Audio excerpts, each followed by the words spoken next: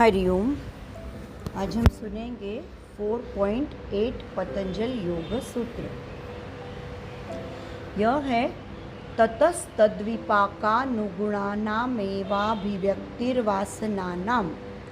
ततः यानी उसकी वजह से, तत् यानी वो, विपाक यानी कर्म फल का, अनुगुणानाम यानी उसके योग्य, उसके अनुलक्ष्य से, एव च अभिव्यक्ति ही यानी आविष्कार, वासना नाम यानी वासना।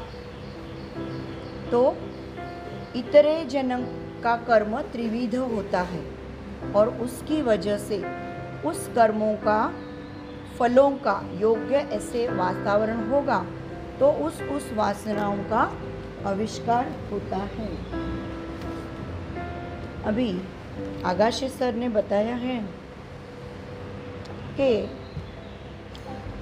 हमारे किया हुआ प्रत्येक कर्म का संस्कार और स्मृति हमारे कर्माशय में स्टोर हुआ रहता है।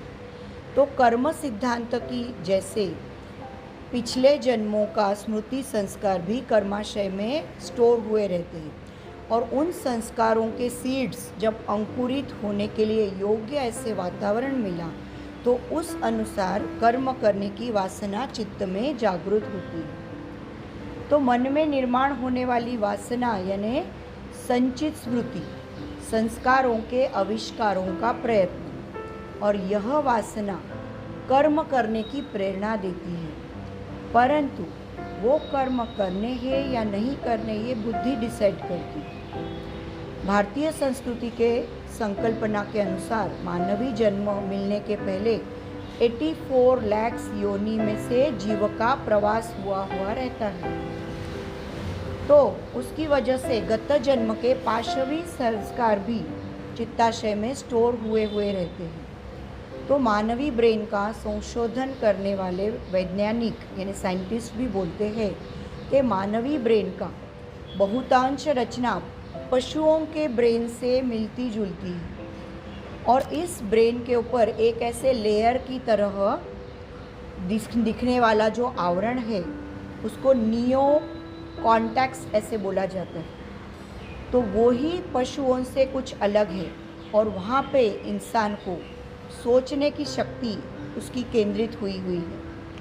और अगर इस शक्ति के जोर से मन में आने वाली पाशवी वासनाओं का नियंत्रण इंसान ने नहीं किया तो उसका वर्तन भी पशु तुल्य ही हो जाता है।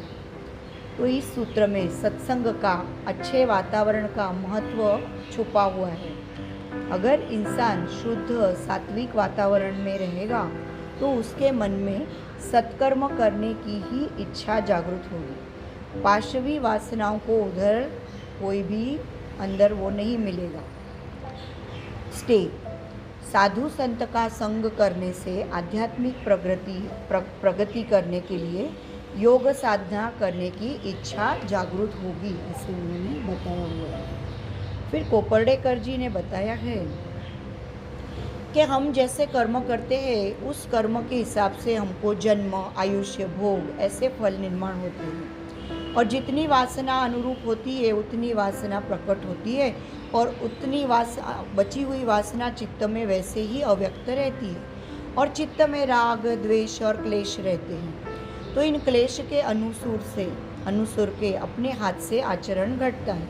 तो जो कर्म हम करता है उसी तरह से कर्माशय उत्पन्न होता है और उसी कर्माशय से विशिष्ट जन्म, आयुष्य, भोग ये फल हमको भोगने पड़ते हैं। और ये सब सेकंड पाद में 12th और 13th सूत्र में दिया हुआ है, हमने पढ़ चुके हैं। तो कोई भी जीव को उसके पूर्व कर्म के अनुसार विशिष्ट जन्म में प्राप्त होने के बाद उसको उस आयुष्य में उसके भोग घटते और वो भोग घटते हुए उसके मन में जो प्रसुप्त वासना है वो प्रकट होती है। कौन सी प्रकट होती है वो उसका स्वरूप इसमें बताया हुआ है। और जो वासना जन्म, आयुष्य, भोग इनके अनुरूप रहते हैं उतनी ही उस व्यक्त दिशा में आती है, बाकी सब वासना प्रसुप्त रहती है। तो हमारे भारतीय तत्वज्ञान में 4 जीव कोटि मानी हुई है: जरायुज, अंडज, स्वेदज, और उद्बीज, ऐसे यह 4 प्रकार हैं। तो माता के गर्भ में जब संपूर्ण अवयव युक्त देह निर्माण होके वो जब जन्म में आता है तो उस जीव को जरायुज कोटि बोलते हैं। मनुष्य और सब सस्तन प्राणी इस वर्ग में आते हैं। फिर बाद में अंडज जीव कोटि आती है। तो यह जीव कोटि प्रथम अंड रूप से उसमें जीव निर्माण होता है और उसमें से देह निर्माण होता है। तो सांप, नाग वगैरह जो ज़मीन पे जो ऐसे प्राणी रहते हैं, फिशेस पानी में रहने वाले प्राणी और आकाश में संचार करने वाले बर्ड्स, ये सब अंडज जीव कोटि के जीव, और जिनकी उत्पत्ति माता के गर्भ से या अन्न के अंड के गर्भ से न होते हुए जो खराब होने वाले होते हैं, गंदे पदार्थ उसमें से आते हैं, उसको बोलते हैं स्वेदज कोटि के जीव। और अनेक जीव जंतु जो है वो सब इस कोटि में आते हैं। और वृक्ष, लता वगैरह वनस्पति वर्ग को उद्बीज को जीव कोटि से बोलते हैं। तो ये 4 वर्ग को मिलके अनेक योनि हैं और इन सब योनियों के जीव का अंतःकरण का विकास और कर्म स्वातंत्र्य, इनके संदर्भ के उन्होंने 2 प्रकार बताए हैं, भोग योनि और कर्म योनि।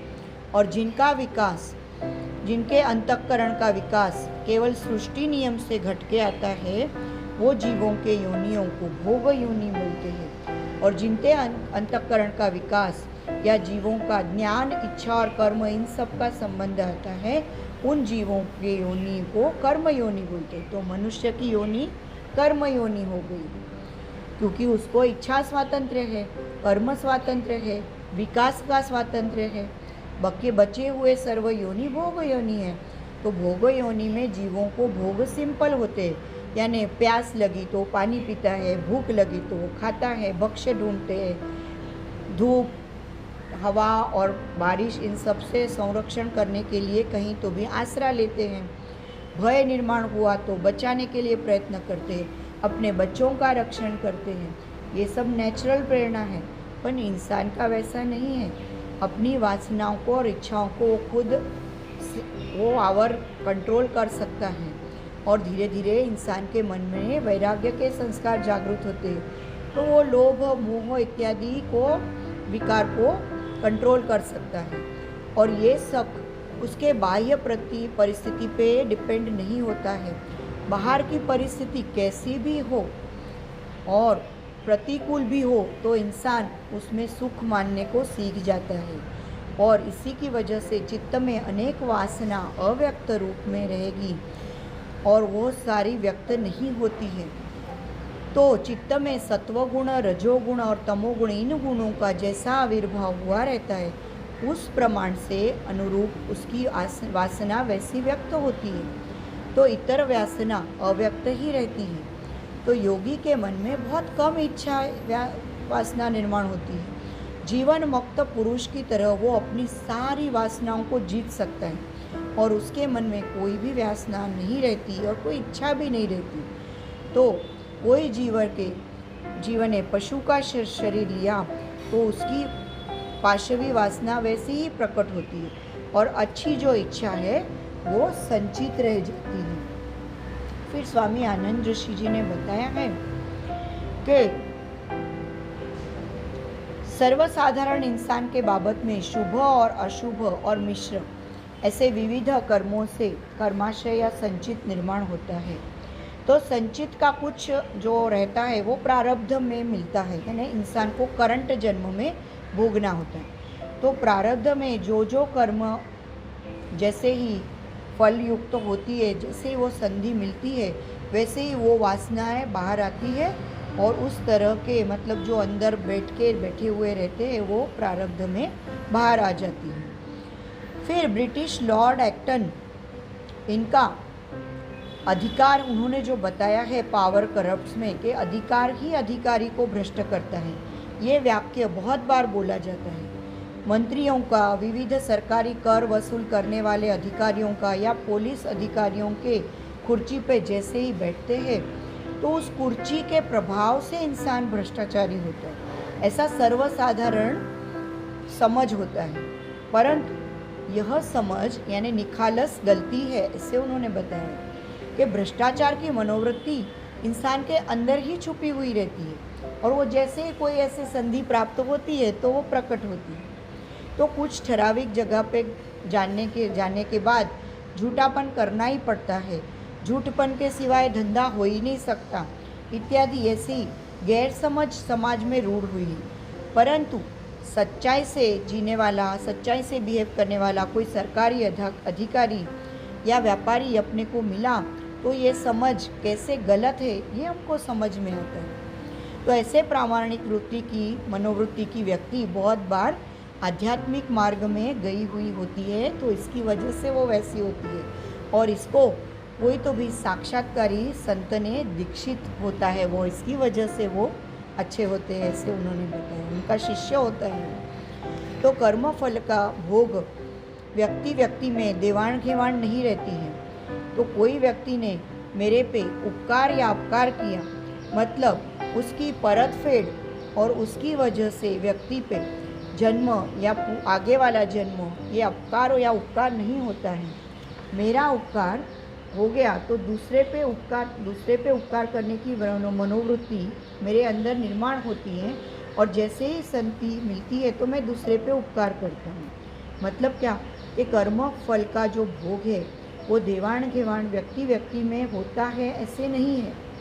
तो यह मुद्दा समझाते समय ओशो जी ने एक सुंदर दृष्टांत दिया है कि जन्म के समय प्रारब्ध रूप से जिग्सॉ पजल का, जैसे चित्र में टुकड़े टुकड़े रहते हैं तो हम वो पजल को ज्वाइन करते हैं तो वो बन जाता है। कोई सपोज इंडिया का मैप से ऐसे अलग अलग 10-12 पजल्स रहते हैं तो जो जोड़ते हैं, बच्चे खेलते हैं ना, तो जोड़ते हैं तो वो अच्छा इंडिया का मैप बन जाता है। तो इसी तरह से अपने पास अपना जो पजल है वैसे अलग अलग टुकड़े होते हैं और इंसान जैसे उसके जो मैचिंग होते हैं उसके पास वो अट्रैक्ट हो जाता है और उन पजल्स की जोड़नी हो जाती है और उस तरह से अपने कर्म घटते हैं। तो उन्होंने बताया है कि मेरा एक फ्रेंड दादा प्रभु ने उन्होंने एक बार एक अनजान तमिली इंसान को उसके कुछ प्रॉब्लम में हेल्प की, पूर्ण निरपेक्ष वृत्ति से, उसको कोई अपेक्षा नहीं थी और उन्होंने हेल्प की,